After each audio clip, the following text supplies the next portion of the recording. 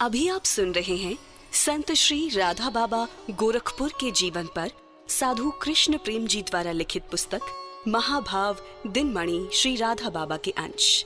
भगवान सदाशिव का रक्तार्चन। सोनभद्र के किनारे के सभी गांवों में आज भी ये सार्वजनिक प्रथा है कि प्रत्येक संपन्न घर के आगे एक कूप एवं शिव मंदिर अवश्य हुआ करता है। पूज्य गुरुदेव श्री राधा बाबा के गृह के सम्मुख भी शिव मंदिर था। परम पूज्य गुरुदेव जब 5-7 वर्ष के निरे बालक थे, तभी उनके ग्राम में एक रामचरितमानस के कथावाचक आए थे। ये कथावाचक प्रतिदिन बहुत ही सुरीले कंठ से गायन पूर्वक कथा कहा करते थे। बालक श्री राधा बाबा भी अपनी माता के साथ कथा सुनने जाया करते थे। रावण की शिवोपासना का विस्तार पूर्वक वर्णन करते हुए एक दिवस कथावाचक जी ने निम्न चौपाई की बड़े ही भावपूर्वक व्याख्या की। ये चौपाई थी: सादर शिव कहूँ शीश चढ़ाए, एक एक के कोटिन पाए। निरे 5-6 वर्ष के बालक पूज्य गुरुदेव में ये शिव कथा सुनते सुनते ही शिवोपासना करने की उत्कट प्रवृत्ति जाग उठी।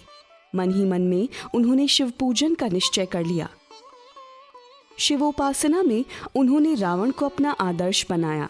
शीश काटकर अर्पण करने का तो इतने छोटे बालक में साहस था नहीं, अतः अपने घर के सम्मुख ही जो शिव मंदिर था, उसके लिंग पर अपनी अंगुली को नए ब्लेड से चीरकर 1-2 बूंद रक्त प्रतिदिन अर्पण करने का इन्होंने मन बना लिया।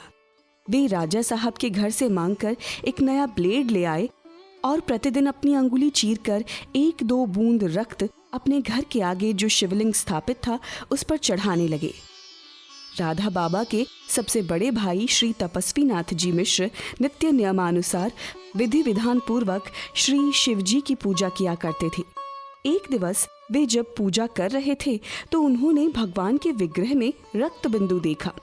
उन्होंने इसे दैवी प्रकोप की पूर्व सूचना मानी। वे अशुभ की आशंका से कांप उठे।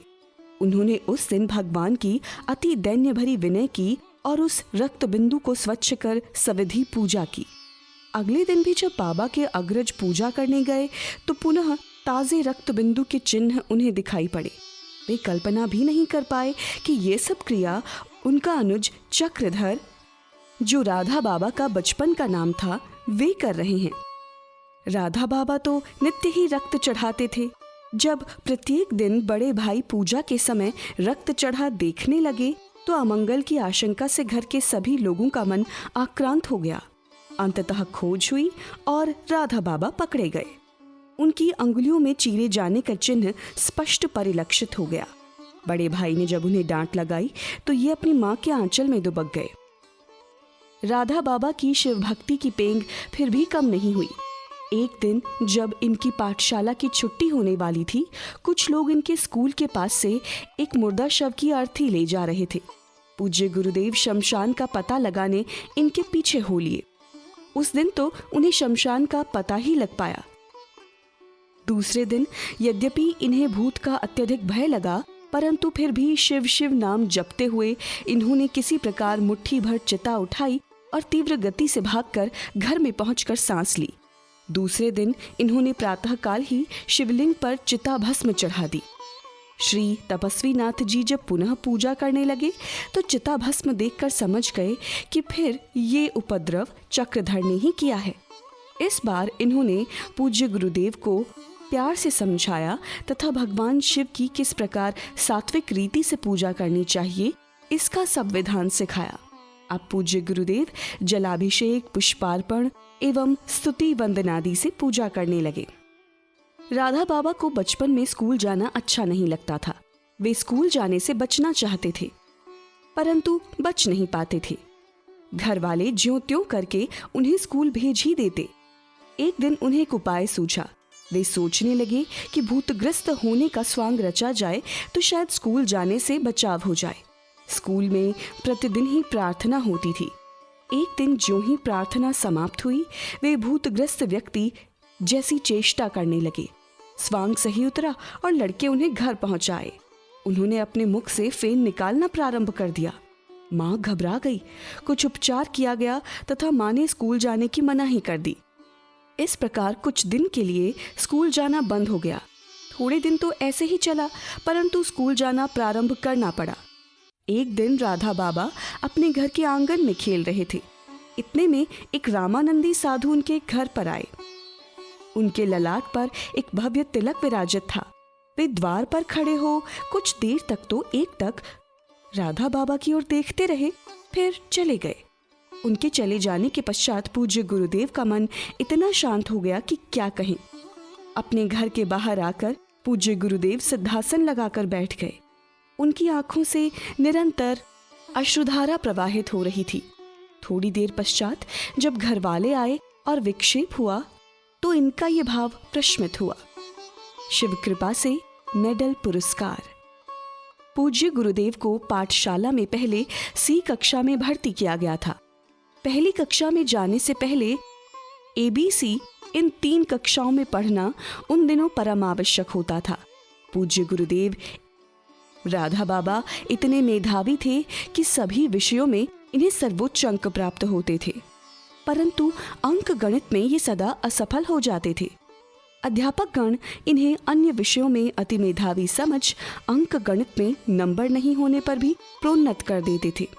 ये सन 1920 की बात है। तब राधा बाबा की वय मात्र 7 वर्ष की थी। उन दिनों स्कूलों में प्रतियोगिताएं होती थी और सफल शिक्षार्थी को पुरस्कार मेडल दिया जाता था। परम पूज्य गुरुदेव का मन भी चमकते तमगे को देखकर बहुत प्रलुब्ध था, परंतु मात्र इच्छा करने से तो मेडल मिलता नहीं। ऊंची कूद, लंबी कूद, दौड़ सभी प्रतियोगिताओं में यद्यपि पूज्य गुरुदेव ने अपना नाम लिखाया, परंतु स्कूल के लंबे तगड़े विद्यार्थी इन सभी प्रतियोगिताओं में सफल हो गए। उनके सम्मुख पूज्य गुरुदेव स्पर्धा में टिक नहीं पाए। असहाय और पूर्ण असफल होने पर इन्होंने भगवान शंकर का आश्रय लिया और माथा टेक कर कातर स्वर में उनके सम्मुख पुरस्कार मेडल दिलाने की प्रार्थना कर दी। उनका सहज विश्वास था कि भगवान अवश्य विनती सुनेंगे। विनती करते करते उनके मन में एक अंतर्ध्वनि उठी, तुम गीत सुनाओ। बस राधा बाबा अपनी भाभी से 2 गीत सीखकर याद करके आए एवं इन गीतों को प्रतियोगिता में उन्होंने सुना दिया। प्राकृत धरातल पर जो संभव नहीं था वो भगवत कृपा से संभव हो गया। पूज्य गुरुदेव इतने छोटे कद के थे कि उन्हें टेबल पर खड़ा किया गया।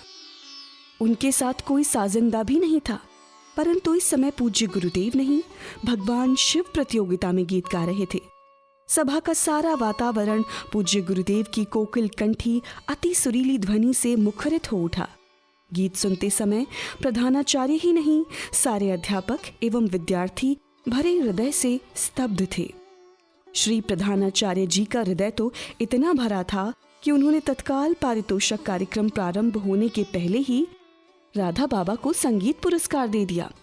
गायन के बोल थे, सुधि लीजिए प्रभु क्यों विसारा हमें। पुरस्कार का तमगा जो ही पूज्य गुरुदेव की कमीज पर लगाया गया, उनके मन में प्रसन्नता की सीमा ही नहीं रही।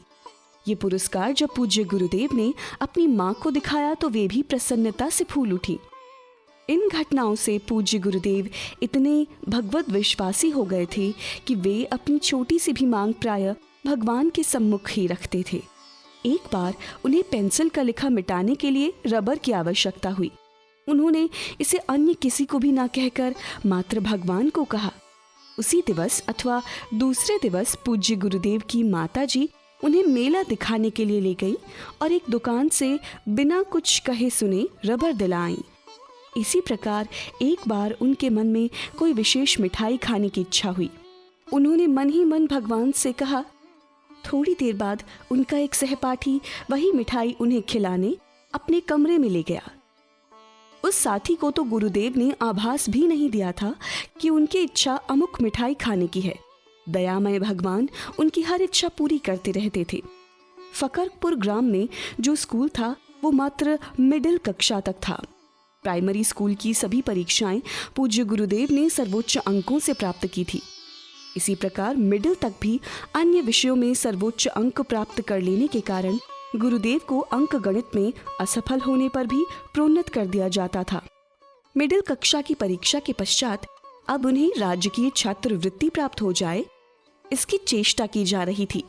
राजकीय छात्रवृत्ति उसी छात्र को मिलती थी जिसकी योग्यता सभी विषयों में सर्वोच्च अंक प्राप्त करने वाले की होती थी।